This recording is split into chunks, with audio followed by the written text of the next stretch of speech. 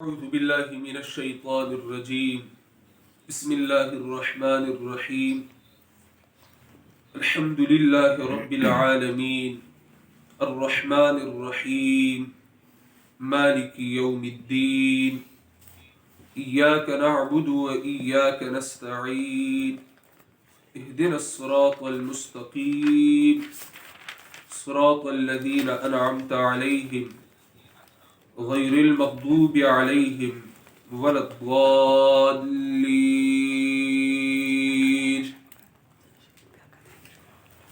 سورة الفاتحہ مقدمہ قرآن ہے. اللہ تعالی اور بندے کے درمیان مکالمہ ہے. تمام آسمانی کتابوں کا خلاصہ ہے.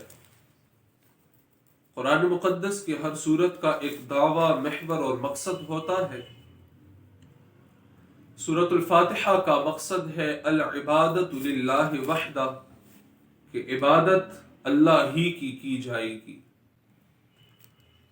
سورت 3 حصوں میں تقسیم ہے.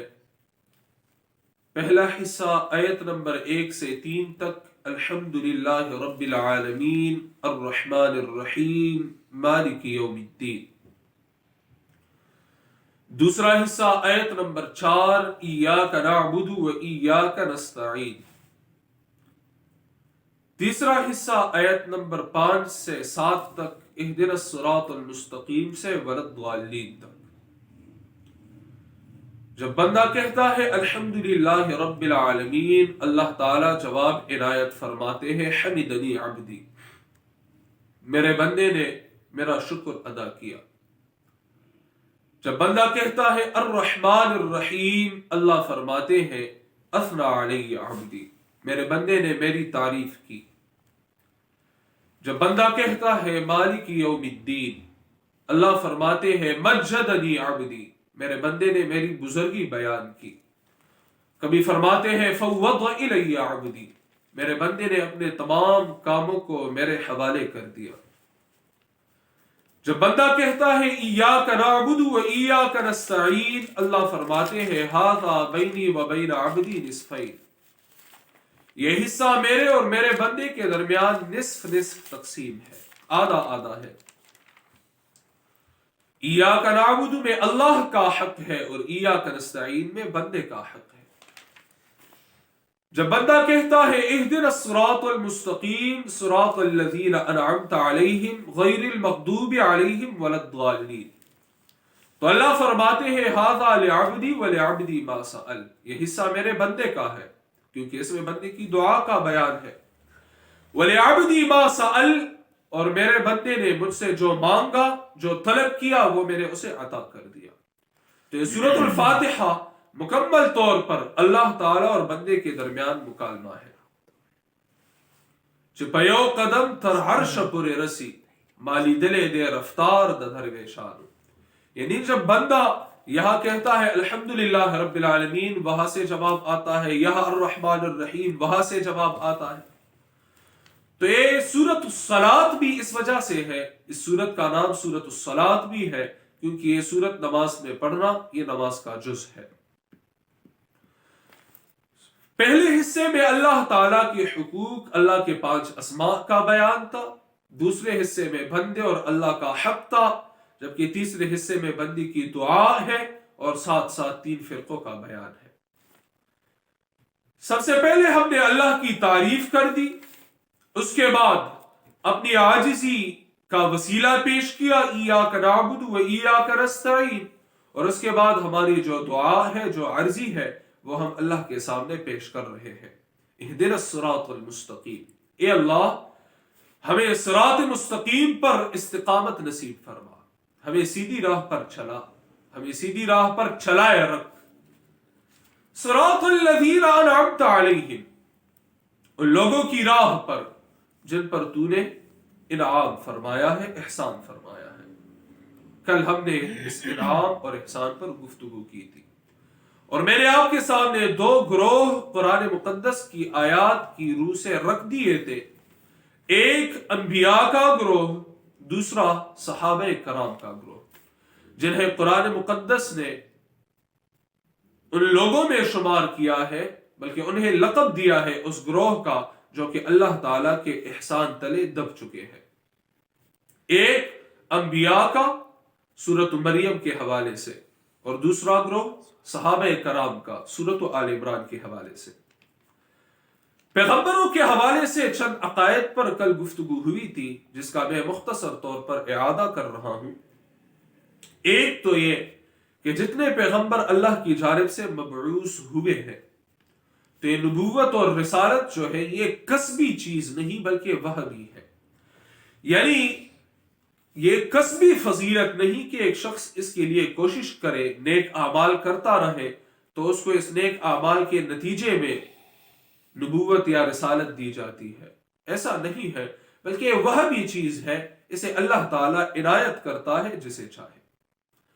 دوسری بات یہ کہ جتنے بھی پیغمبر آئے ہیں وہ سب بشر تھے، وہ سب انسانوں میں سے تھے، جنات اور دوسرے مخلوقات میں نبی اور رسول نہیں آئے، جو اصطلاحی معنی ہے رسول کا اس معنی کے لحاظ سے۔ تیسری بات میں نے وہ آپ کے سامنے یہ رکھ دی تھی کہ جتنے بھی پیغمبر آئے ہیں تو وہ رجال تھے، وہ مرد تھے، عورتوں میں بھی کوئی پیغمبر نہیں آیا۔ چوتھی بات یہ کہ نبی معصوم ہوتا ہے، رسول معصوم ہوتا ہے، یعنی وہ چھوٹی بڑی تمام گناہوں سے معصوم ہوتا ہے، رسالت ملنے سے قبل بھی اور رسالت ملنے کے بعد بھی اسے اللہ تعالی ہر قسم کی گناہوں سے محفوظ فرماتا ہے، کیونکہ وہ لوگوں کو چیلنج کر رہا ہوتا ہے کہ اگر تم نے مجھ میں ابھی تک کوئی بھی برائی دیکھی ہو تو وہ مجھے بتلا دو۔ تو چونکہ وہ چیلنج دیتا ہے اپنی رسالت کی اس بات کے لیے، اس بات کا، تو اس وجہ سے اللہ تعالیٰ ان پر کوئی داغ باقی رہنے نہیں دیتا۔ تو نبی اور رسول وہ معصوم ہوتا ہے ہر قسم کی گناہ سے۔ پانچویں بات یہ ہے کہ جتنے بھی انبیاء اور رسول ہیں تو اللہ تعالیٰ ان کی حفاظت فرماتا ہے غلطیوں سے بھی۔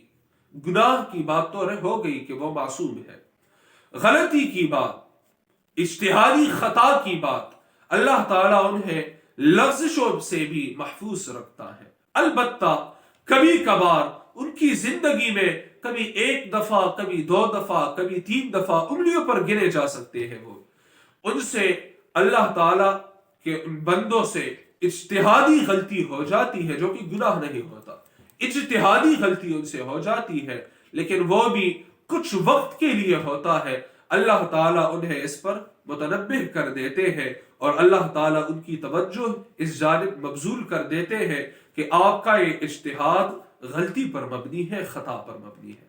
تو گناہ تو ان سے نہیں ہوتا، ہاں اجتہادی خطا کبھی کبھار اکا دکا مرتبہ وہ واقع ہو جاتی ہے، البتہ اللہ تعالیٰ انہیں اس پر باقی اور قائم نہیں رہنے دیتا، بلکہ انہیں اللہ تعالیٰ متنبہ فرما دیتا ہے۔ پھر یہ بات کہ انبیاء اور رسولوں کی تعداد کتنی ہے، آپ نمبر وار آپ اسے نوٹ کرتے جائیے۔ انبیاء اور رسولوں کی تعداد اللہ ہی کے علم میں ہے۔ یہ جو آتا ہے 1,24,000 تو وہ روایت صحیح نہیں، وہ صحت کے معیار پر پورا نہیں اتر رہی، بلکہ وہ شدید ضعیف ہے۔ اسی وجہ سے ہمارے عام بول چال میں بھی کہتے ہیں 1,24,000 کم و بیش۔ یہ کم و بیش اسی وجہ سے کیونکہ اس روایت کی صحت پر اتفاق نہیں ہے، وہ صحیح نہیں ہے، تو کم و بیش کہ شاید اس سے اتنے یا اس سے کم یا اس سے زیادہ۔ تو انبیاء اور رسول قرآن مقدس میں اللہ تعالی رسول اللہ صلی اللہ علیہ وسلم کو مخاطب فرماتے ہیں سورۃ النساء میں، پارہ نمبر 5 سورۃ النساء۔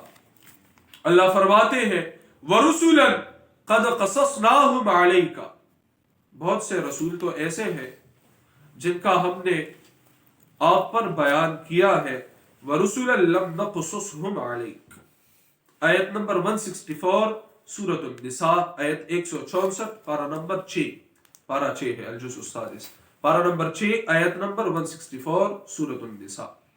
تو بہت سے رسول ایسے ہیں جن کا تذکرہ اللہ تعالیٰ نے رسول اللہ صلی اللہ علیہ وسلم کو کیا ہے، اور بہت سے وہ ہیں جن کا تذکرہ نہیں کیا گیا رسول اللہ صلی اللہ علیہ وسلم کو۔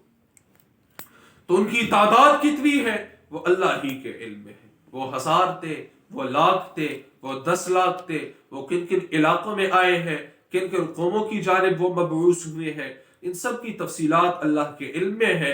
ہاں قرآن مقدس میں تقریباً 25 پیغمبروں کا بیان موجود ہے، بینین تقریباً 25 پیغمبروں کا بیان قرآن مقدس میں موجود ہے۔ اس کے علاوہ جتنے ہیں ان کا قرآن مقدس میں اللہ تعالیٰ نے رسول، نبیین ان الفاظ سے اللہ نے ان کا تذکرہ فرمایا کہ پیغمبر، میرے نبی وغیرہ، اس میں وہ سب آ جاتے ہیں۔ البتہ بینین تذکرہ تقریباً قرآن مقدس میں تقریباً 25 پیغمبروں کا آیا ہے۔ اچھا جی، یہ بات بھی یاد رکھیے درجات کے اعتبار سے، فضیلت کے اعتبار سے، سویم پوائنٹ 13 اچھا جی، درجات کے اعتبار سے، فضیلتوں کے اعتبار سے دیکھا جائے تو تمام مخلوقات مل کر کسی ایک نبی کے درجے تک بھی نہیں پہنچ سکتے۔ تمام اولیاء، تمام اتقیاء، تمام صلحاء وہ مل کر بھی کسی ایک نبی کے درجے تک بھی وہ نہیں پہنچ سکتے۔ نبی کا درجہ، رسول کا درجہ بہت ہی بلند ہوتا ہے۔ ہاں یہ بات کہ کیا آپس میں ان کے درمیان درجات کا تفاوت موجود ہے یا نہیں، تو ہاں موجود ہے۔ جس طرح قرآن مقدس اللہ کا کلام ہے، اور فضل کلام اللہ علی سائر الکلام کفضل اللہ علی خلقہ، اللہ کی کلام کی فضیلت جو ہے وہ تمام کلاموں پر ایسے ہے جس طرح کہ اللہ کی فضیلت تمام مخلوقات پر۔ یہ سنن ترمذی کی حدیث ہے۔ لیکن پھر اس کلام مقدس میں دیکھا جائے تو سورتوں کے اعتبار سے اعظم سورت کون سی ہے؟ سورۃ الفاتحہ ہے۔ آیات کے اعتبار سے اعظم آیت کون سی ہے؟ آیت الکرسی ہے جی۔ تو اس کے باہم جو آیات اور صورتیں ہیں اس میں درجات کا تفاوت موجود ہے، البتہ دیگر کلاموں کے اعتبار سے اس کا پھر اپنا مقام ہے۔ اسی طرح انبیاء اور رسل، پیغمبروں کا مرتبہ اور مقام وہ دیگر لوگوں سے تو بہت ہی ممتاز ہے، لیکن ان کے آپس میں جو درجات ہے اس میں اونچ نیچ موجود ہے۔ تلک الرسل فضلنا بعضهم علی بعض، تیسرے پاری کی پہلی آیت۔ یہ جو انبیاء اور رسول گزرے ہیں تو ہم نے ان کو ایک دوسرے پر فضیلت بخشی ہے، ہم نے ان کو ایک دوسرے پر فضیلت بخشی ہے۔ ہاں البتہ امام الانبیاء صلی اللہ علیہ وسلم کا رتبہ پھر ان تمام انبیاء سے بلند ہے۔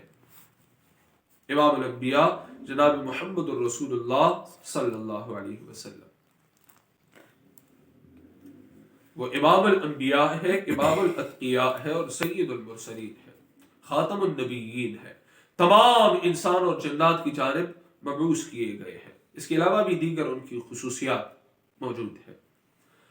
پھر یہ بات کہ انبیاء اور رسل ایک جانب تو قرآن سے یہ ثابت ہے کہ ان کو اللہ تعالیٰ نے ایک دوسرے پر فضیلت دی ہے، دوسری جانب احادیث میں دیکھا جائے تو کبھی رسول اللہ صلی اللہ علیہ وسلم فرماتے ہیں مجھے دیگر انبیاء پر فضیلت نہ دو، کبھی فرماتے ہیں مجھے موسیٰ پر فضیلت نہ دو، کبھی فرماتے ہیں مجھے یونس پر فضیلت نہ دو۔ تو اس سے پھر کیا مراد ہے؟ تو جواب یاد رکھیے کہ ایک نبی کی فضیلت دوسرے انبیاء پر اس انداز سے بیان کرنا کہ بالکل وہ کمپیریزن کی صورت بن جائے، اور جس میں ایک پیغمبر کی تنقیص ہو رہی ہو، ان کا درجہ گھٹ رہا ہو، تو اس انداز سے رسول اللہ صلی اللہ علیہ وسلم یا کسی بھی دوسرے پیغمبر کی فضیلت بیان کرنا یہ کفر ہے اور یہ ممنوع ہے۔ لا نفرق بین احد من رسلہ، ہم پیغمبروں کے درمیان فرق نہیں کرتے رسالت اور نبوت کے اعتبار سے، وہ ہمارے لیے احترام اور تعظیم کے اعتبار سے یکساں ہے، ہم ان میں اس اعتبار سے فرق نہیں کرتے۔ یہ ہمارے کل کے سبق کا خلاصہ تھا جو ہم نے آخر میں بحث چھیڑی تھی، اور ساتھ ساتھ یہ بات بھی کہ نبی اور رسول میں کیا فرق ہے۔ تو اس کے ضمن میں مختلف اقوال ہے علماء کرام کے، میں نے آپ کے سامنے 2 اقوال رکھ دیے تھے۔ بعض علماء فرماتے ہیں کہ نبی عام ہے اور رسول خاص ہے، یعنی ہر نبی رسول نہیں ہوتا، ہاں ہر رسول نبی ہوتا ہے، ہر نبی رسول نہیں ہوتا، البتہ ہر رسول وہ نبی ہوتا ہے۔ وہ کہتے ہیں کہ نبی وہ جس کی جانب اللہ کی جانب سے وحی کی جائے، جسے پیغمبری دی جائے اللہ تعالیٰ کی جانب سے، جو معصوم ہوتا ہے، پیغمبری کا تاج جس کے سر پر رکھ دیا جائے، یہ نبی ہوتا ہے۔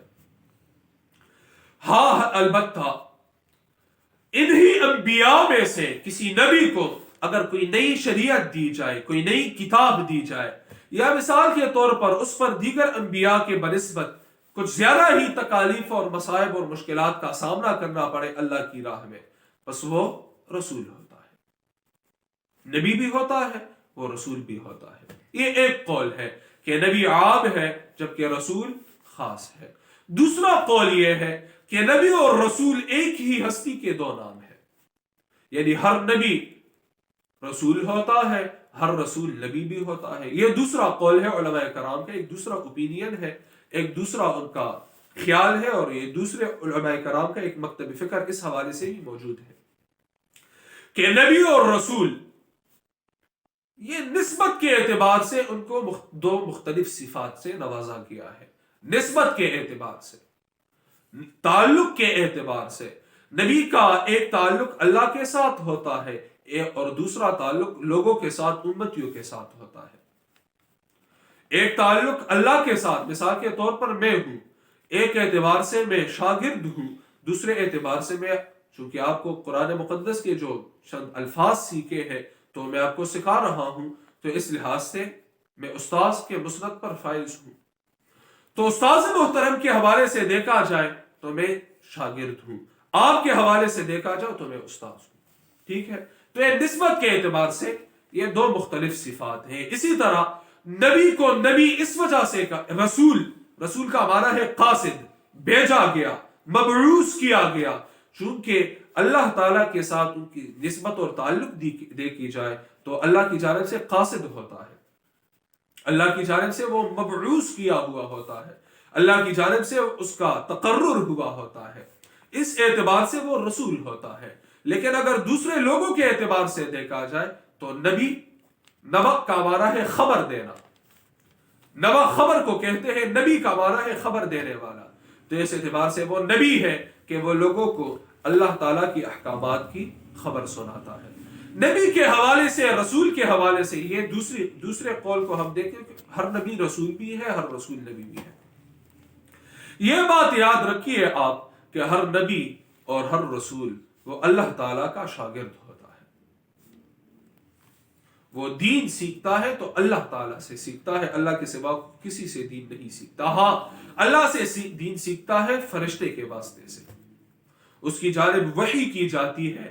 وحی کیا ہے، وحی کے کتنے اقسام ہیں، اس پر انشاءاللہ تعالی آج تو ہمارا وہ موضوع نہیں، اگلے دروس میں انشاءاللہ تعالی وحی کیا ہے، وحی کے کتنے اقسام ہیں، وحی کی کتنی کیفیات ہے، اس پر انشاءاللہ تعالی، چونکہ یہ اساس القرآن ہے سورۃ الفاتحہ، تو میں کوشش کرتا ہوں کہ آپ کے سامنے جو اہم مضامین ہیں وہ آپ کے سامنے رکھ دوں، تاکہ آپ کو آگے چل کر قرآن مقدس کے مضامین اور قرآن مقدس کے مفاہیم تک رسائی آسان ہو۔ جی، تو نبی اللہ تعالیٰ کا شاگرد ہوتا ہے۔ اب سوال یہ ہے، بس ضمن میں ایک بات آگے آ رہی ہے، سوال یہ ہے کہ ایک عام شخص ہوتا ہے، وہ ایک عام شخص کا شاگرد ہوتا ہے، اس سے دین سیکھتا ہے، وہ عالم بن جاتا ہے، وہ عالم ہوتا ہے، لیکن جو اللہ تعالیٰ کا شاگرد ہے اسے قرآن نے امی کہا ہے، اور ہمارے علماء بھی امی کا معنی کیا کرتے ہیں؟ تو امی معنی سکے ان پڑھ۔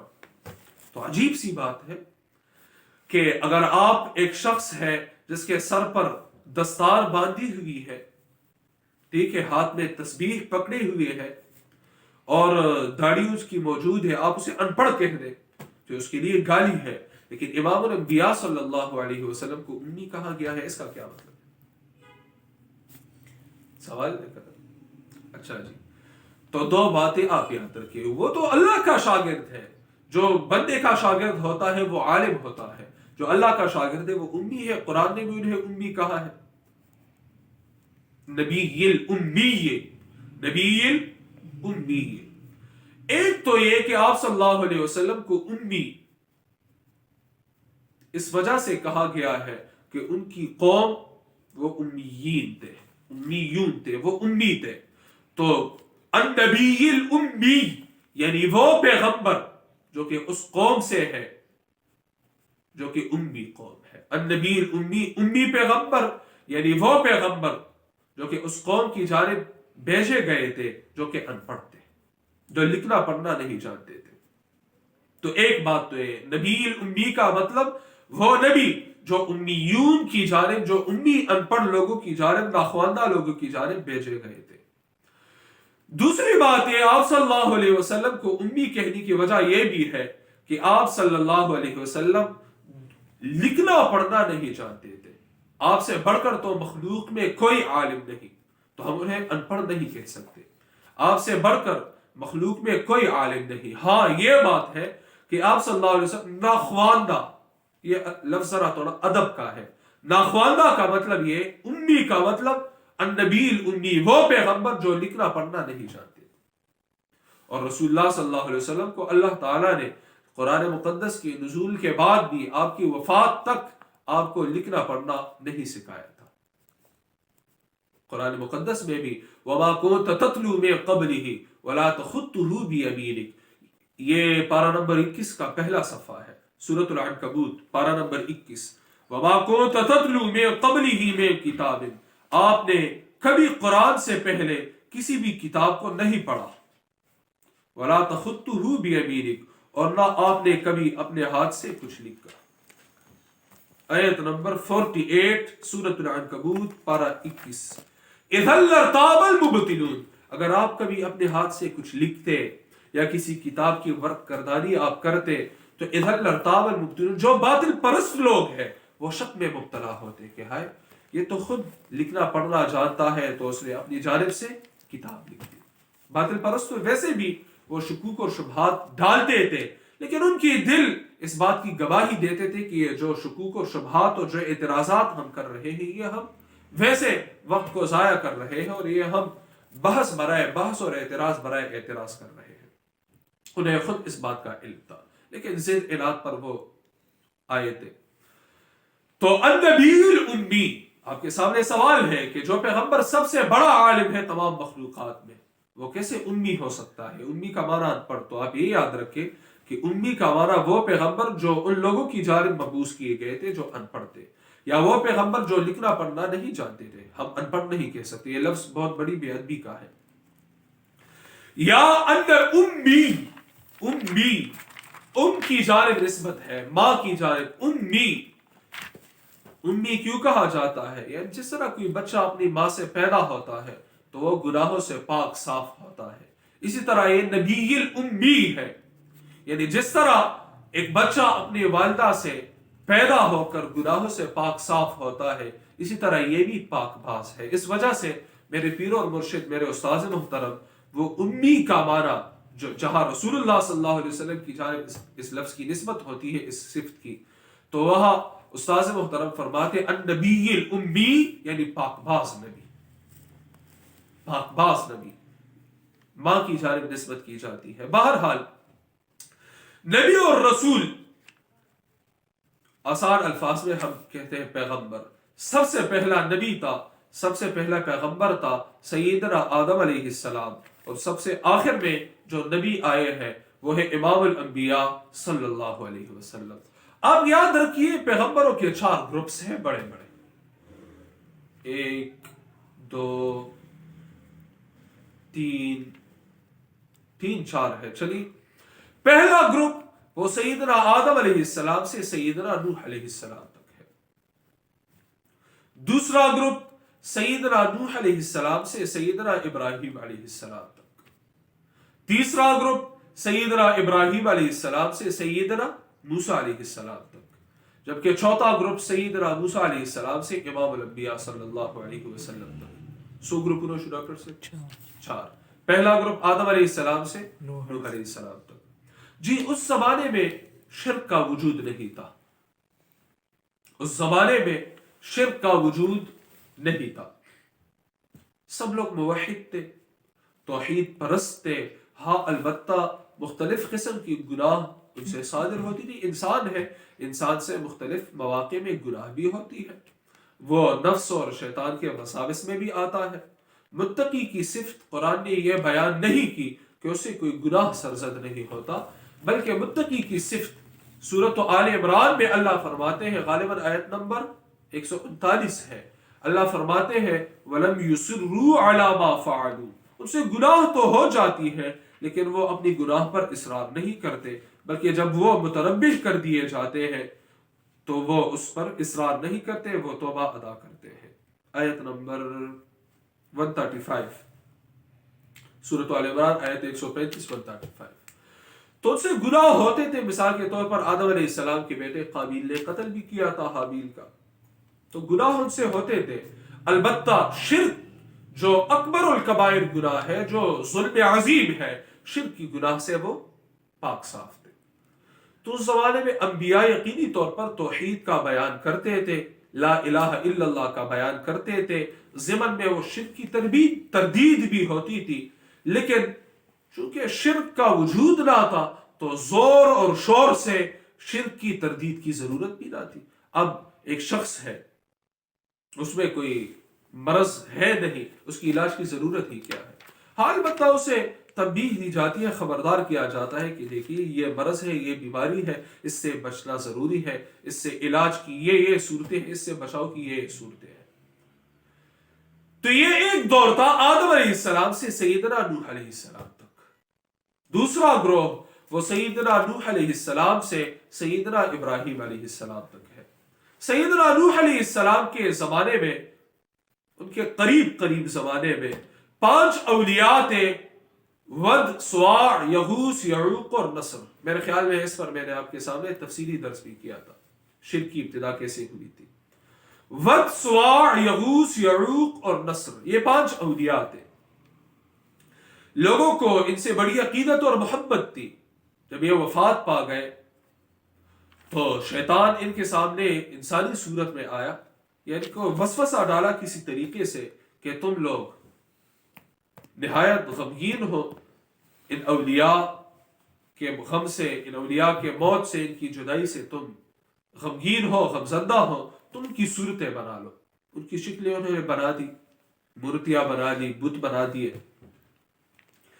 پھر رسول اللہ صلی اللہ علیہ وسلم فرماتے ہیں، یہ صحیح بخاری میں روایت ہے عبداللہ ابن عباس رضی اللہ عنہ سے، کہ اس نسل میں علم تھا، وہ تو بس صرف ان تصویروں کو دیکھتے، عقیدت تھی انہیں اور اولیاء سے کہ یہ نیکوکار لوگ تھے، ہمیں اللہ کی احکامات سناتے تھے۔ لیکن جب اگلی نسل آئی اور علم کم ہوا تو انہوں نے شرکیات شروع کر دی، اور ان کی جب کوئی مراد اور حاجت ہوتی تھی وہ کہتے ہیں ہم انہیں کہتے ہیں، اور یہ ہماری دعا اور پکار کو اللہ کے سامنے پیش کرتے ہیں، اور پوجا پاٹ، نظر و نیاز وغیرہ وہ شروع ہو گئے ان کے نام۔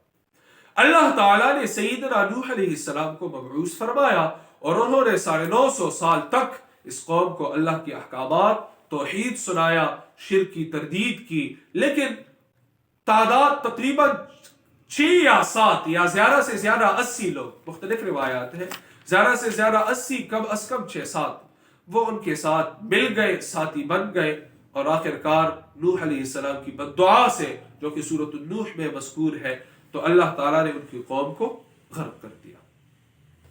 تو یہ دوسرا سلسلہ ہے انبیاء کا، سیدنا نوح علیہ السلام سے سیدنا ابراہیم علیہ السلام تک، کہ وہ زور اور شور سے شرک کی تردید کرتے تھے، توحید کا بیان کرتے تھے۔ یہ دوسرا گروپ ہے انبیاء اور رسل کا۔ تیسرا جو گروپ ہے وہ سیدنا ابراہیم علیہ السلام سے شروع ہوتا ہے سیدنا موسیٰ علیہ السلام تک۔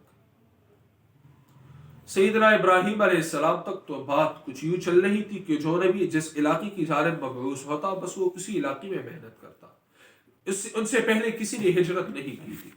ہاں البتہ جب ابراہیم علیہ السلام آ گئے، سب سے پہلے اللہ کی راہ میں ہجرت کرنے والے سیدنا ابراہیم علیہ السلام تھے۔ تو بات یوں چلی کہ ایک پیغمبر کسی علاقے میں اللہ کی تبلیغ، اللہ کی توحید کی تبلیغ کرتا، وہ مانتے ٹھیک ہے، نہ مانتے وہ دوسرے قوم کی جانب چلے جاتے۔ تو یہ انبیاء کا تیسرا گروپ ہے۔ ہجرت کا سلسلہ شروع ہوا، بات ایک علاقے سے دوسرے علاقے تک، ایک ملک سے دوسرے ملک تک، ایک قوم سے دوسرے قوم کی جانب بھی چلی جاتی۔ لیکن یہاں تک سلسلہ صرف جہاد باللسان کا تھا، جہاد باللسان، جہاد بالسیف نہیں تھا. جب بات آتی ہے سیدنا موسیٰ علیہ السلام تک تو یہاں سے پھر چوتھا گروپ شروع ہو جاتا ہے. اس میں جہاد باللسان کے ساتھ ساتھ جہاد بالسیف بھی ہے. سب سے پہلے اللہ کی راہ میں تلوار اٹھانے والے وہ سیدنا موسیٰ علیہ السلام کے زبان سے ان کی قوم کو یہ حکم سنایا گیا تھا کہ تم اللہ کی راہ میں تلوار اٹھاؤ اور جہاد بالسیف کرو. اور رسول اللہ صلی اللہ علیہ وسلم بھی اسی سلسلے کے رسول ہے. تو یہ انبیاء اور رسل کے کتنے گروپس ہو گئے؟ چار گروپس ہو گئے. یہ بھی آپ یاد رکھیے اپنے ساتھ. سو خبر شروع پیغمبران متعلق. اچھا نہا انبیاء کے متعلق یہ بات آپ یاد رکھیے کہ جتنے بھی پیغمبر ہیں، میں نے آپ کو کچھ دیر قبل ایک بات کہی تھی کہ تمام پیغمبر وہ معصوم ہوتے ہیں. اب یہ بھی ساتھ یاد رکھیے نبی تو ہوتے ہیں معصوم، لیکن یہ بھی یاد رکھیے کہ نبی کے سوا کسی کو صفت معصومیت سے نہیں نوازا گیا. صفت معصومیت کے ایک شخص ہے، وہ پیدا بھی ہو جائے، وہ جوان بھی ہو جائے اور جوانی میں بھی وہ چند سال گزارے، کچھ عرصہ وہ گزارے، اس کے بعد وہ فوت بھی ہو جائے، اس پر وفات بھی آ جائے، لیکن وہ تمام عمر چھوٹی بڑی ہر گناہ سے مکمل محفوظ اور معصوم ہے. یہ صفت انسانوں میں کس کی ہے؟ صرف اور صرف انبیاء کی ہے. انبیاء کے علاوہ جو بھی ہے وہ معصوم نہیں. اور اہل تشیع کے ساتھ، جنہیں ہم عام زبان میں بول چال میں ہم شیعہ بھی کہتے ہیں، ان کے ساتھ ہمارا جو بنیادی اختلاف ہے اس میں سے ایک اختلاف یہ بھی ہے کہ وہ پیغمبروں کے بعد اپنے 12 ائمہ کو بھی معصوم مانتے ہیں. ان کے ساتھ یہ ہمارا بنیادی عقیدے کا اختلاف ہے کہ وہ پیغمبروں کے بعد دیگر لوگوں کو بھی، اپنے اماموں کو بھی وہ معصوم مانتے ہیں. اور ایک دوسرا بنیادی اختلاف ہمارا ان کے ساتھ اسی حوالے سے یہ بھی ہے، ہمارا عقیدہ تو یہ ہے تمام مسلمانوں کا کہ نبی سے بڑھ کر انسانوں میں کسی کا درجہ نہیں ہوتا. ان کے نزدیک ان کے جو 12 امام ہیں تو ان کا درجہ نبی سے یقینی طور پر بڑھ کر ہے، وہ نبی سے بڑھ کر انہیں مانتے ہیں. تو ہمارے ان کے ساتھ عقیدے کا بنیادی اختلاف بھی ہے. اس کے علاوہ بھی انبیاء اور رسل کے حوالے سے مختلف عقائد ہیں. فی الحال ابھی میرے سامنے یہ چند باتیں آ گئی، وہ میں نے آپ کے سامنے رکھ دی انبیاء اور رسل کے حوالے سے. ہاں سو 42. اب ہم آتے ہیں صحابہ کرام رضی اللہ عنہم کی جانب. صحابی کسے کہتے ہیں؟ صحابی دوست کو کہتے ہیں. دوست لغت میں دوست کو، ساتھی کو صحابی کہتے ہیں. البتہ اصطلاحی اعتبار سے دیکھا جائے، اصطلاحی شریعت کے اعتبار سے، تو وہ شخص جس نے رسول اللہ صلی اللہ علیہ وسلم کی صحبت اختیار کی ہو. بالفاظ دیگر وہ شخص جس نے ایمان کی حالت میں رسول اللہ صلی اللہ علیہ وسلم کا دیدار کیا ہو اور پھر وہ ایمان ہی کی حالت میں فوت بھی پا جائے تو وہ شخص کہلاتا ہے صحابی. جس طرح نبی کے بارے میں اور رسول کے بارے میں یہ بات میں نے آپ کے سامنے رکھ دی کہ ان کا انتخاب اللہ تعالیٰ فرماتا ہے، اسی طرح یہ بات بھی آپ یاد رکھیے کہ صحابہ کرام کو بھی رضی اللہ عنہم اجمعین رسول اللہ صلی اللہ علیہ وسلم کی صحبت کے لیے، ان کی شاگردی کے لیے اللہ تعالیٰ نے صحابہ کرام کا باقاعدہ انتخاب فرمایا ہے.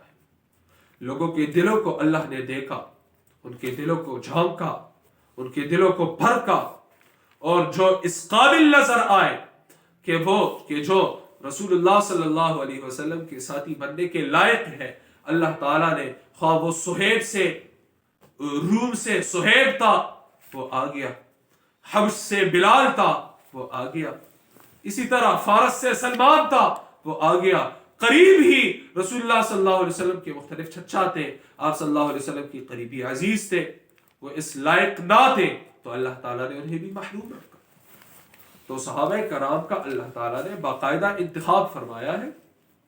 جس طرح تمام لوگوں میں اللہ نے دیکھا اور انبیاء کو پیغمبری کے لیے اللہ نے چنا، اسی طرح صحابہ کو دیکھا اور انہیں رسول اللہ صلی اللہ علیہ وسلم کی صحابیت کے لیے چنا. ایک بات آپ یاد رکھیے کہ سب سے آخری صحابی وہ 110 ہجری کے درمیان فوت ہو چکا ہے. اس کے بعد کوئی صحابی زندہ نہیں رہا. آخری صحابی 110 ہجری کے درمیان وہ تھا، اس کے بعد کوئی صحابی نہیں تھا. اور انبیاء علیہ السلام کے حوالے سے میں نے آپ کو کل بھی بتایا تھا کہ تمام انبیاء پر موت وارد ہو چکی ہے سوائے سیدنا عیسیٰ علیہ السلام کے، کہ وہ روح اور بدن سمیت آسمانوں کی جانب اٹھا لیے گئے ہیں اور وہ زمین کی جانب انہیں پھر قیامت کی قرب میں اتارا جائے گا. وہ علامات، وہ حالات وہ تو موجود ہے. اب واللہ عالم کہ کب سیدنا عیسیٰ علیہ السلام کا نزول ہوگا. ہاں، وہ علامات جتنے بیان کی گئے ہیں تقریباً وہ سب حالات اور واقعات وہ سامنے آ چکے ہیں. صحابہ کرام رضی اللہ عنہم اجمعین، پیغمبر اللہ کا شاگرد ہوتا ہے، صحابی رسول کا شاگرد ہوتا ہے، نبی کا شاگرد ہوتا ہے. تمام لوگ جمع ہو جائے، خواہ وہ اولیاء ہے، صحابہ ہے، اتقیاء ہے، صدیقین ہے، شہداء ہے، وہ کسی ایک نبی کے درجے تک بھی نہیں پہنچ سکتے. اسی طرح انبیاء کے علاوہ بات کی جائے، تمام لوگ جمع ہو جائے، وہ کسی ایک ادنا صحابی کے درجے تک بھی نہیں پہنچ سکتے. امت کے جتنے اولیاء ہیں، جتنے اتقیاء ہیں، وہ سب مل جائے، وہ اکٹھے ہو جائے، وہ سب کسی ایک ادنا درجے کے صحابی کے رتبے تک بھی، اس کے پاؤں کی دھول تک بھی وہ نہیں پہنچ سکتے. صحابہ کرام کا بہت بڑا رتبہ ہے اور بہت بڑا منصب ہے. صحابہ کرام رضی اللہ عنہم اجمعین، پیغمبر وہ معصوم ہے، پیغمبر اس سے تو کوئی چھوٹی بڑی کوئی گناہ صادر نہیں ہوتی. البتہ صحابہ کرام رضی اللہ عنہم اجمعین وہ مغفور ہے، وہ بخشے بخشائے ہوئے ہیں، معصوم نہیں. اللہ تعالیٰ ان کی حفاظت فرماتا ہے، لیکن کبھی کبھار شاذ و نادر، کبھی کبھار ان سے کسی گناہ کا کام سرزد ہو جاتا ہے، لیکن انہیں یکدم اللہ تعالیٰ توبہ کی توفیق سے نوازتے ہیں، اور کسی ایک صحابی کی توبہ جو کسی گناہ سے کرتا ہے، اگر وہ تمام لوگوں میں تقسیم کر دی جائے تو وہ سب لوگوں کے لیے کافی ہو جائے گی. ایک صحابی سیدنا باعث رضی اللہ عنہ سے ایک گناہ کا صدور ہوا تھا، تو جب انہوں نے توبہ کیا، انہیں سنسار پھر کیا گیا. ان کی یہ خود خواہش تھی کہ یہ اگلے لوگوں کے لیے نمونہ بن جائے، ورنہ قرآن تو کہتا ہے رضی اللہ عنہ ورضوا عنہ، وہ جو بھی کرے اللہ ان سے راضی ہے، لیکن اگلے لوگوں کے لیے نمونہ بننے کے لیے. تو سیدنا باعث کسی نے گفتگو، دو ساتھی آپس میں گفتگو کر رہے تھے، اور کسی ایک نے سیدنا باعث رضی اللہ عنہ کے لیے کچھ نازیبہ کلمات کہے. ان کی وفات کے بعد، سنسار کیے جانے کے بعد، رسول اللہ صلی اللہ علیہ وسلم نے انہیں بلا بھیجا اور فرمایا تمہیں کیا معلوم کہ باعث کی توبہ اگر تمام لوگوں میں تقسیم کر دی جائے تو وہ ان سب کی مغفرت کے لیے کافی ہو جائے گی. تو صحابہ کے بارے میں ہمارا یہ عقیدہ نہیں کہ وہ معصوم ہے، کیونکہ ہمارے نزدیک نبی کے علاوہ کسی بھی انسان کو معصوم مانا یہ کفر ہے. ٹھیک ہے، البتہ یہ بات ہے کہ وہ محفوظ ہوتے ہیں، وہ مغفور ہے، بخشے بخشائے ہیں. ان سے اگر کسی گناہ کا کبھی صدور ہوتا ہے تو اللہ تعالیٰ انہیں گناہ پر باقی رہنے نہیں دیتا، بلکہ اللہ انہیں توبہ کی توفیق سے نوازتا ہے، اور ان کی توبہ کا یہ شان اور یہ منصب ہوتا ہے کہ اگر کسی ایک صحابی کی توبہ وہ تمام لوگوں میں تقسیم کر دی جائے تو تمام انسانوں کی مغفرت کے لیے کافی ہوگی. صحابہ کرام رضی اللہ عنہم اجمعین وہ ہمارے دین کے گواہ ہیں، ہمارے دین کے ستون ہیں. دیکھیے ہم نے رسول اللہ صلی اللہ علیہ وسلم کو دیکھا نہیں، ان کی صورت نہیں دیکھی، ان کی صورت سے ہم واقف نہیں، ان پر وحی اترتی تھی، وحی اترنے کی کیفیت کیا ہوتی تھی، ان پر کیا وحی اتری ہے، ان کا سونا، جاگنا، کھانا، پینا، چلنا، ہنسنا، رونا، غمگین ہونا، یہ کس انداز سے تھا، ان کی خوشی، ان کی غمی یہ کیسی تھی، ان کا سفر اور حضر کیسا تھا، ان کا شاہانہ جو دور تھا وہ کس طرح تھا، جو فقیرانہ دور تھا وہ کس طرح تھا، ہجرت کر رہے تھے کیا کیفیات تھی، کیا دعائیں مانگ رہے تھے، آپ صلی اللہ علیہ وسلم کی کیا حالت تھی، ہجرت کے بعد کیا پوزیشن تھی، مکے میں جب رسالت ملی اس کے بعد کیا حالات تھے، اس سے پہلے کیا، یہ جتنی بھی باتیں ہیں رسول اللہ صلی اللہ علیہ وسلم کی صورت، رسول اللہ صلی اللہ علیہ وسلم کی سیرت، یہ قرآن مقدس امت تک پہنچی ہے تو کن کے واسطے سے؟ صحابہ کرام کے واسطے سے۔ صحابہ کرام رضی اللہ عنہم اجمعین وہ ہمارے دین کی بنیادی ستون ہے، وہ ہمارے دین کے گواہ ہیں۔ اللہ فرماتے ہیں وَكَذَلِكَ جَعَلْنَاكُمْ أُمَّةً وَسَطًا، سورۃ البقرہ دوسرا پارہ آیت 143، سورۃ البقرہ کی دوسرے پاری کی دوسری آیت ہے، آیت نمبر 143، بالکل 143 ہے۔ اللہ فرماتے ہیں کہ جَعَلْنَاكُمْ أُمَّةً وَسَطًا، میں نے تمہیں درمیانی گروہ بنایا۔ درمیانی گروہ ایک طرف رسول اللہ صلی اللہ علیہ وسلم، دوسری طرف باقی ماندہ امت، درمیان میں کون ہے؟ صحابہ کرام۔ تو جو صحابہ کرام رضی اللہ عنہ کی جانب انگلی اٹھاتا ہے، ان پر اعتراضات کرتا ہے، انہیں مطعون کرتا ہے، در حقیقت وہ ہمارے دین کی جو گواہ ہے، جو بنیادی ستون ہے، انہیں بدنام کرنے کی کوشش کرتا ہے۔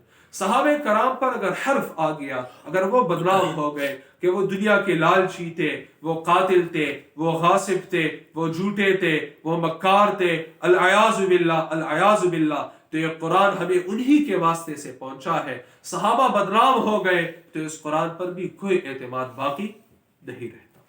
تو ایک تو صحابہ کرام کے بارے میں یہ بات یاد رکھیے کہ وہ ہمارے محسن ہیں، وہ ہمارے دین کے بنیادی گواہ ہیں۔ دوسری بات صحابہ کرام رضی اللہ عنہم اجمعین کے حوالے سے کہ صحابہ وہ مغفور ہے، صحابہ مغفور ہے۔ دیکھیے اگر صحابہ کرام سے میں نے آپ کو کہہ دیا کہ مختلف اوقات میں چھوٹی موٹی ان سے گناہیں ہوئی ہیں، کچھ عرصے کے لیے، قلیل سے مدت کے لیے، 1 گھنٹے 1 منٹ وغیرہ، کچھ تھوڑے سے وقت کے لیے، پھر اللہ نے انہیں توبہ کی توفیق عنایت فرمائی۔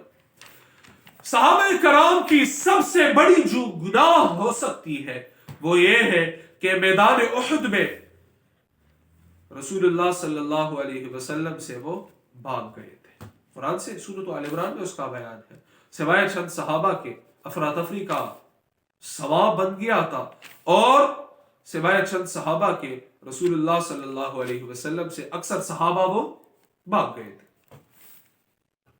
اس سے بڑھ کر ان کا کوئی گناہ نہیں، اس سے بڑھ کر کون سا گناہ ہو سکتا ہے؟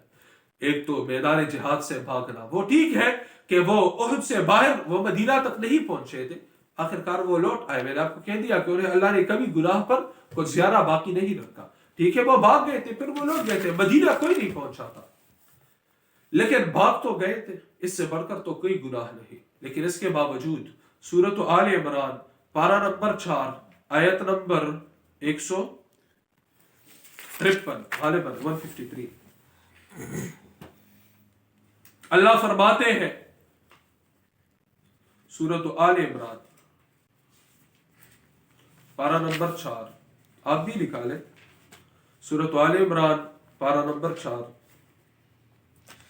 آیت نمبر 152، 152، اللہ فرماتے ہیں، آخری جملے ہے وَلَقَدْ عَفَا عَنْكُمْ، وَلَقَدْ عَفَا عَنْكُمْ، میں نے تمہیں عفا کیا ہے، میں نے تمہیں سب کچھ معاف کیا ہے اے صحابہ۔ آیت نمبر 155 میں ارشاد ہے لَقَدْ عَفَا اللَّهُ عَنْهُمْ، اللہ نے تمام صحابہ کو بخشا ہوا ہے، سب کچھ اللہ نے انہیں معاف کر دیا ہے۔ اور آیت نمبر 159 میں 159 میں ارشاد ہے فَاعْفُ عَنْهُمْ، اے میرے محبوب آپ بھی ان سے درگزر فرمائیے۔ تو دیکھیے ان کی سب سے بڑی جو گناہ تھی وہ میدان احد سے بھاگنا ہے، لیکن اس کے باوجود اللہ فرماتے ہیں آیت 152 155 159 لقد عفا عنکم لقد عفا اللہ عنہم فاعفوا عنہم، اے صحابہ میں نے تمہیں سب کچھ بخش دیا ہے، اے لوگوں میں نے رسول اللہ صلی اللہ علیہ وسلم کے صحابہ کو سب کچھ بخش دیا ہے، اے میرے محبوب آپ بھی انہیں بخش دیں، فاعفوا عنہم۔ سو خبر شو ہے صحابہ بارک کی قرآن کے حوالے سے۔ اچھا جی آگے چلتے ہیں، نمبر آپ دے خود صحابہ کرام رضی اللہ عنہم کے حوالے سے قرآن مقدس کا اگر ہم مطالعہ کریں، صحابہ کرام رضی اللہ عنہم اجمعین سے اللہ تعالیٰ کی جانب سے غیر مشروط طور پر رضامندی کا وعدہ ہے۔ غیر مشروط طور پر ہم سے اگر اللہ راضی ہوں گے اس کے لیے شرط ہے، وہ شرط بھی قرآن میں موجود ہے، صحابہ کرام کے لیے کوئی شرط نہیں۔ آپ دیکھ لیں، میں اپنی جانب سے نہیں کہہ رہا، پارہ نمبر 11 کا دوسرا صفحہ ہے، سورۃ التوبہ، ٹائم سر اچھا پارہ نمبر 11 سورۃ التوبہ،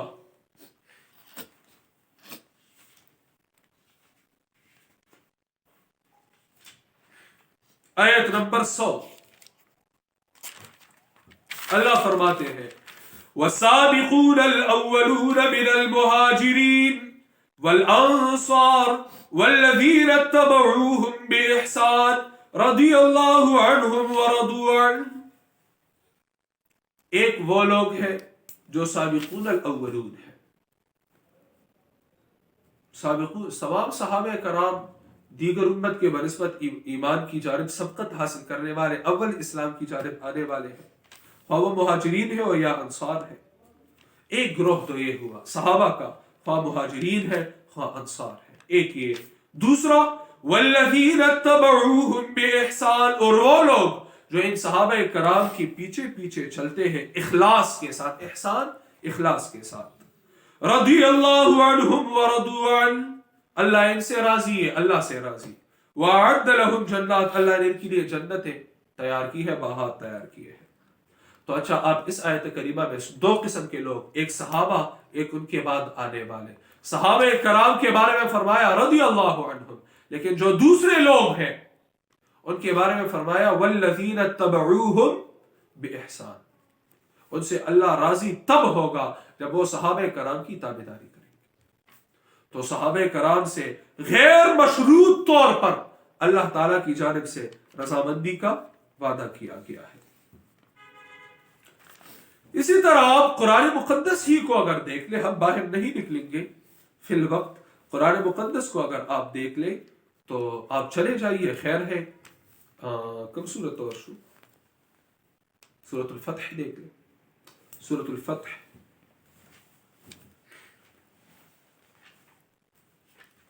آخری آیت کریمہ ہے، آیت نمبر غالباً 29 ہے، 29، پارہ نمبر 26، پارہ 26، آیت نمبر 29۔ دیکھیے میں جب دعویٰ کرتا ہوں یہ فلاں چیز میری ہے، اس کے لیے میں کسی دلیل کو پیش کرتا ہوں، اس کے لیے مجھے ثابت کرنے کے لیے ثبوت کی ضرورت پڑتی ہے۔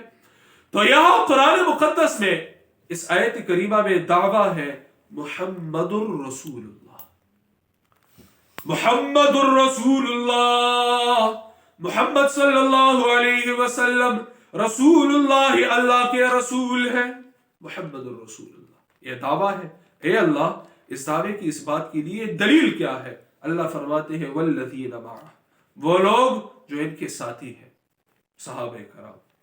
دیکھیے دعویٰ محمد الرسول اللہ، دلیل صحابہ کرام، یعنی صحابہ کرام رسول اللہ صلی اللہ علیہ وسلم کی رسالت کی دلیل ہے، صحابہ رسول اللہ صلی اللہ علیہ وسلم کی رسالت کی دلیل ہے۔ یعنی جو شخص دعویٰ کرتا ہے محمد الرسول اللہ، پوچھا جائے دلیل کیا ہے، ارے ان کے صحابہ کو دیکھو، صحابہ کے شان کو، مقام کو، اخلاق کو، کردار کو تو دیکھو، خود بخود یہ ثابت ہوتا ہے کہ یہ ساتھی جو ہے یہ کسی عام شخص کے نہیں، یہ رسول اللہ صلی اللہ علیہ وسلم کے ہیں۔ جو صحابہ کرام پر اعتراضات کرتے ہیں، صحابہ کرام میں کیڑے نکالتے ہیں، انہوں نے یہ کیا، فلاں مقام پر انہوں نے یہ غلطی کی، یہ گناہ ان سے صادر ہوا، تو یہ یاد رکھیے یہ در حقیقت رسول اللہ صلی اللہ علیہ وسلم کی تربیت پر سوال اٹھا رہے ہیں، یہ در حقیقت رسول اللہ صلی اللہ علیہ وسلم کی رسالت کی دلیل کو کمزور کر رہے ہیں۔ اسی طرح صحابہ کرام کے بارے میں مختلف نصوص ہیں، مختلف آیات ہیں۔ کبھی قرآن میں اسی طرح سورۃ الحجرات اس کے بعد جو سورت ہے آیت نمبر 7، اولئک هم الراشدون، تمام صحابہ ہدایت یافتہ ہیں۔ اولئک هم الراشدون، تمام صحابہ ہدایت یافتہ ہیں۔ یہ تو ہمارے لوگ ہیں، پوچھا جائے خلفائے راشدین کتنے ہیں، جواب کیا ہے؟ 4، ابو بکر، عمر، عثمان، علی رضی اللہ عنہم اجمعین۔ اچھا، ان کے بعد جو سیدنا حسن تھے وہ خلیفہ نہیں تھے؟ خلیفہ نہیں تھے، خلیفہ تھے، تو پھر وہ راشد نہیں تھے، نیکوکار نہیں تھے۔ ان کے بعد سیدنا معاویہ رضی اللہ عنہ، خلیفہ نہیں تھے یا راشد نہیں تھے؟ خلیفہ بھی تھے، راشد بھی تھے، وہ کیوں خلیفہ راشد نہیں؟ تو یہ ہمارے ہاں مختلف قسم کی غلطیاں، وہ غلط العوام ہے، ہر ایک شخص کے ذہن میں غلط العوام کیا بلکہ غلط العام ہے، وہ عام غلطی ہے، عوام کیا پڑھی لکھی لوگ بھی اس غلطی میں مبتلا ہے۔ تو قرآن تو کہتے ہیں اولئک هم الراشدون۔ اسی طرح کبھی اللہ فرماتے ہیں اولئک هم المؤمنون حقا، یہی سچے مؤمن ہے۔ سورۃ الانفال کی پہلی رکوع ہے، اولئک هم المؤمنون حقا۔ مختلف نصوص ہے قرآن مقدس میں صحابہ کرام رضی اللہ عنہم اجمعین کی بابت۔ دیکھیے، آپ یہ یاد رکھیے کہ صحابہ کرام رضی اللہ عنہم اجمعین سے اوپر صرف 2 عدالتیں ہیں۔ صحابہ کرام ان سے اوپر صرف 2 عدالتیں ہیں، ایک ہے بارگاہ الہی، ایک ہے بارگاہ رسالت۔ بارگاہ الہی اور بارگاہ الہی اور بارگاہ رسالت، جی، یہ صرف یہ 2 عدالتیں ہیں۔ دونوں عدالتوں کا فیصلہ صحابہ کرام کے حق میں آیا ہے، خواہ وہ بارگاہ الہی ہے خواہ وہ بارگاہ رسالت ہے۔ ان دونوں عدالتوں کا فیصلہ، قرآن مقدس کا فیصلہ، رسول اللہ صلی اللہ علیہ وسلم کا فیصلہ، وہ صحابہ کرام کے حق میں ہے۔ اب کوئی شخص اٹھ کر اللہ اور رسول کے علاوہ کوئی شخص اٹھ کر کسی صحابی پر اعتراض کرتا ہے، کسی صحابی پر طعن کرتا ہے، اس کی مثال گلی کوچوں میں بھونکنے والے کتوں سے بڑھ کر نہیں بلکہ ان سے بھی معمولی مثال ہے۔ وہ صحابہ کرام رضی اللہ عنہم اجمعین، ان کا ایک اپنا منصب ہے، ان کا اپنا مقام ہے، وہ ہمارے محسن ہے، ان کے واسطے سے ہمیں قرآن پہنچا ہے، ان کے واسطے سے ہمیں دین پہنچا ہے، ان کے واسطے سے ہمیں سورت رسول، سیرت رسول پہنچا ہے، ان کے واسطے سے ہمیں ایمان پہنچا ہے۔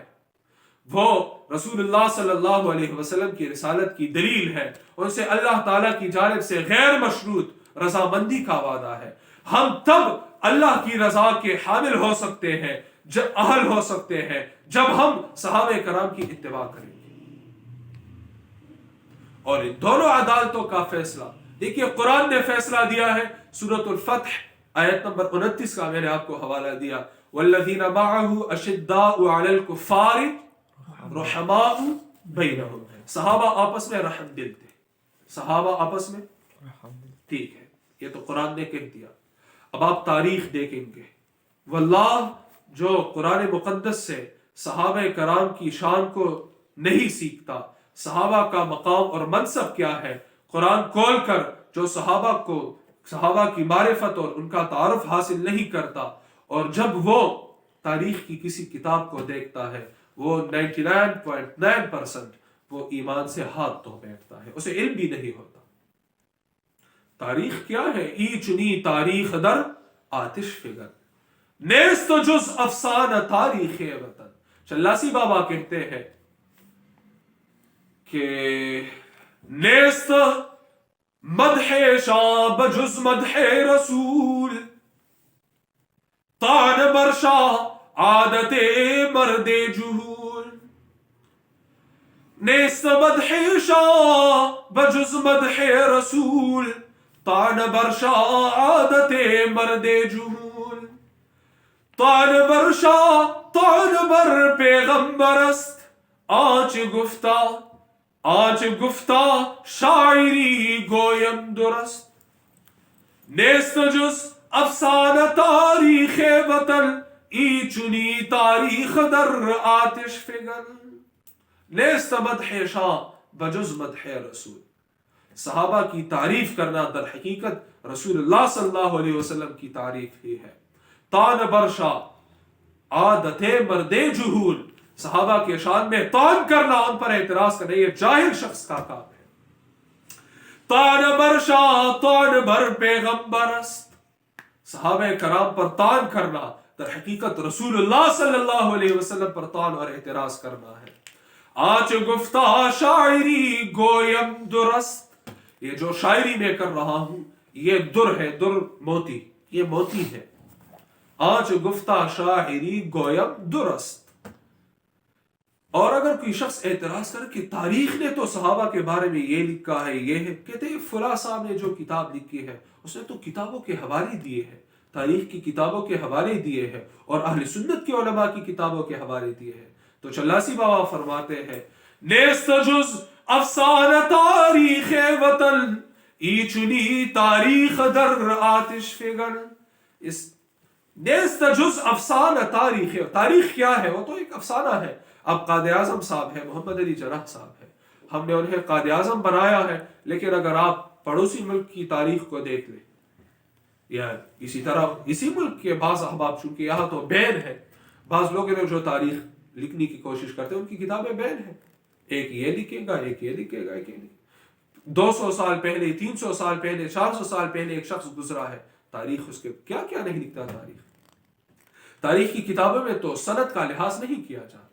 ایک تو احادیث ہے، احادیث میں دیکھا جاتا ہے یہ صاحبی کتاب ہے، مثال کے طور پر امام مسلم ہے، ان کے استاد ہے فلاں، ان کے استاد ہے فلاں، اس نے یہ حدیث فلاں سے فلاں سے فلاں سے فلاں سے رسول اللہ صلی اللہ علیہ وسلم سے سنی ہے. درمیان میں کوئی ایک واسطہ بھی موجود نہیں، وہ صحیح ہے. کوئی ایک راوی بھی قابل اعتماد نہیں، اس روایت پر اعتماد نہیں کی جاتی. لیکن تاریخ کے معاملے میں تو یہ تحقیق نہیں کی جاتی، وہ تو سنی سنائی باتیں ہوتی ہیں. ٹھیک ہے. تاریخ مثال کے طور پر تاریخ لکھی گئی ہے بنو عباس کے دور میں. بنو عباس کے دور میں بنو عباس تو بنو امیہ کے دشمن تھے، اور بنو عباس میں اکثریت پر وہ اہل تشیع کی تھی، روافظ کی تھی. تو اس میں انہوں نے یقینی طور پر صحابہ کرام پر اعتراضات کیے ہوں گے. تو نیست جز افسانہ تاریخ وطن.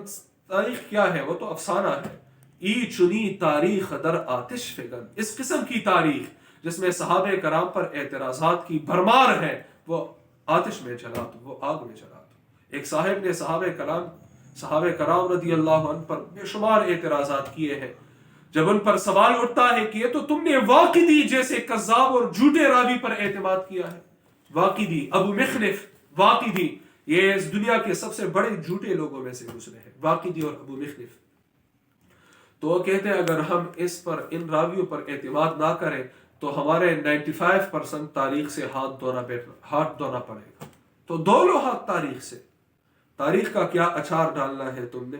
95% کیا کہ 100% تاریخ وہ بھاڑ میں جائے، لیکن صحابہ کرام رضی اللہ عنہم اجمعین کے شان پر کوئی ایک حرف نہ آئے. کیونکہ وہ ہمارے صحابہ تاریخی شخصیات نہیں، وہ تو دینی شخصیات ہیں، وہ تو ہمارے دین کے ستون ہیں. تو انہیں دیکھنا پڑے گا دین کی نظر میں، نہ کہ تاریخ کے نظر میں. صحابہ روشن لوگ تھے، ان کے حال احوال کو دیکھنے کے لیے روشن کتاب کو دیکھنا پڑے گا. وہ تاریخ لوگ نہیں تھے. تاریخ تو تاریخ ہے. ہم تاریخ میں روشن لوگوں کو، روشن ضمیر لوگوں کو دیکھیں گے. جی بخبر سے کوئی گئی کرا. جب تک آپ کے دلوں میں صحابہ کرام کی عقیدت نہ ہوگی، آپ قرآن کو نہیں سیکھ سکتے. یہ اساس القرآن ہے. میں آپ کو کہہ رہا ہوں کہ یہ قرآن کی بنیاد ہے. آپ قرآن کو سیکھنے کے لیے انعمت علیہم کے بیان میں صحابہ موجود ہیں. اچھا جی، ای چنی تاریخ در آتش فگن. تو تاریخ کہتا ہے فلاں فلاں صحابہ کی لڑائیاں ہوئی ہیں، فلاں فلاں صحابہ کے آپس میں دشمنیاں ہوئی ہیں، بغض تھا، حسد تھا. قرآن نے فیصلہ کر دیا رحماء بینہم، وہ رحم دل تھے، بس بات ہی ختم ہو گئی. اس کے بعد اب تم نے فیصلہ کرنا ہے قرآن کی ماننی ہے یا تاریخ کی. فلاں عالم نے تمام جہان کے تمام علماء نے ایک بات لکھی ہو قرآن کے خلاف، اس کی کوئی ذرہ برابر حیثیت نہیں ہے. قرآن کہتا ہے رحماء بینہم، بس بات ختم. ہاں جو آپس میں ان کے درمیان جو بعض مشاجرات کا تذکرہ آتا ہے، مثال کے طور پر سیدنا علی، سیدنا معاویہ رضی اللہ عنہما، اسی طرح سیدہ عائشہ رضی اللہ عنہا، سیدنا علی رضی اللہ عنہ، ہمارے یہ ایمان ہے وہ آپس میں رحم دل تھے، آپس میں ان کی بہت بڑی محبت تھی۔ ہاں اس زمانے کے سازشوں کی وجہ سے کسی ایک معاملے کے لیے وہ صلح کرنے کے لیے یا کسی ایک بات کے لیے وہ آپس میں بیٹھنے کے لیے وہ گئے تھے، ایک کے پاس، دوسرا دوسرے کے پاس، ان کے ساتھ ان کے شاگرد بھی تھے، راستے میں ڈاکو کا، بلوائیوں کا خطرہ بھی تھا، اس وجہ سے اسلحہ بھی ساتھ تھا، لیکن چند شرپسند لوگوں نے افراتفری میں ایک دوسرے پر وار کر دیا، تو اس سے جھگڑے کا ماحول ہو گیا، جن سے صحابہ کرام کا دامن مکمل طور پر پاک صاف ہے۔ قرآن کہتا ہے اولئک هم المؤمنون حقا، یہی سچے مومن ہیں۔ اچھا جو ایک دوسرے کا خون پینے کے پیاسے ہو، کیا وہ سچے مومن ہو سکتے ہیں؟ کبھی نہیں ہو سکتے۔ تو یا قرآن کی ماننی پڑے گی یا تاریخ کی۔ تو ایک عدالت تو ہے بارگاہ الہی، جن کا مرتبہ صحابہ سے اوپر ہے، جو صحابہ کے بارے میں فیصلے صادر کرنے کی مجاز ہے۔ دوسری عدالت وہ بارگاہ رسالت ہے، اور رسول اللہ صلی اللہ علیہ وسلم فرماتے ہیں لا تسبوا اصحابی، میرے صحابہ کی بے عزتی نہ کرو۔ سب استاذ محترم فرماتے ہیں کہ شتم خاص ہے، گالی دینا، سب عام ہے، سب گالی دینے کو بھی کہتے ہیں، بے عزتی کرنے کو بھی کہتے ہیں۔ لا تسبوا اصحابی، میرے صحابہ کی بے عزتی نہ کرو۔ فوالذی نفسی بیدہ، قسم ہے اس ذات کی جس کے ہاتھ میں میری جان ہے، لو انفق احدکم مثل احد ذهبا، اگر تم میں سے کوئی شخص احد کے پہاڑ برابر سونا خرچ کر دے اللہ کی راہ میں، ما بلغ مد احدہم ولا نصیفہ، دوسری جانب میرے ایک صحابی نے ایک مد، تقریباً سیر، سوا سیر وغیرہ، ایک مد یا نصف سیر، نصف مد اللہ کی راہ میں غلہ وہ خرچ کیا ہو، ایک مد یا نصف مد غلہ اللہ کی راہ میں اس نے خرچ کیا ہو، تو احد کے پہاڑ برابر سونا خرچ کرنا تمہارا، وہ میرے صحابی کے اس انفاق اور خیرات تک نہیں پہنچ سکتے، اس کا ثواب نہیں پہنچ سکتا۔ جی ایک طرف صحابی کا ایک عمل ہے کہ وہ اللہ کے ہاتھ میں تھوڑی سی غلہ وہ اللہ کی راہ میں خرچ کر دے، دوسری جانب دیگر امت ہے صحابہ کے بعد، وہ احد کے پہاڑ برابر سونا اللہ کی راہ میں خرچ کرے، تو یہ اس کے برابر نہیں۔ آپ اندازہ لگائیے صحابہ کرام کے ہر عمل کا، جو سجدہ صحابہ کرام نے رسول اللہ صلی اللہ علیہ وسلم کی معیت میں آپ کے پیچھے جو سجدہ انہوں نے ادا کیا ہے، تمام امت کے تمام سجدے کیا اس ایک سجدے کا مقابلہ کر سکتی؟ انہوں نے ایمان اور محبت کی حالت میں، محبت کی نظر سے امام الانبیاء صلی اللہ علیہ وسلم کا جو دیدار کیا ہے، تو کیا اس دیدار کی جو انہیں ثواب ملا ہے، اس کا جو اجر ہے، اس کا جو رتبہ ہے، کیا تمام امت کے تمام اعمال اس کا مقابلہ کر سکتی؟ قطعاً نہیں کر سکتی۔ صحابہ کا اپنا ایک مقام ہے، تو فرمایا لا تسبوا اصحابی۔ اور ایک دوسری حدیث بھی ہے اللہ فی اصحابی، جو آپ عموماً خطباء سے سنتے ہیں جمعے کے دن، لیکن وہ الگ بات ہے کہ ہمارے تقریباً 95% ہمارے جو خطباء ہوتے ہیں انہیں یہ علم نہیں ہوتا کہ میں خطبہ کیا شے ہے اور میں کیا کہہ رہا ہوں، لوگوں کو کیا سنا رہا ہوں، یہ الگ بات ہے۔ وہ بس کھڑے ہوتے ہیں، یہ سمجھتے ہیں کہ یہ ڈنڈا ہاتھ میں اٹھانا یہ سنت ہے، حالانکہ یہ سنت بھی نہیں۔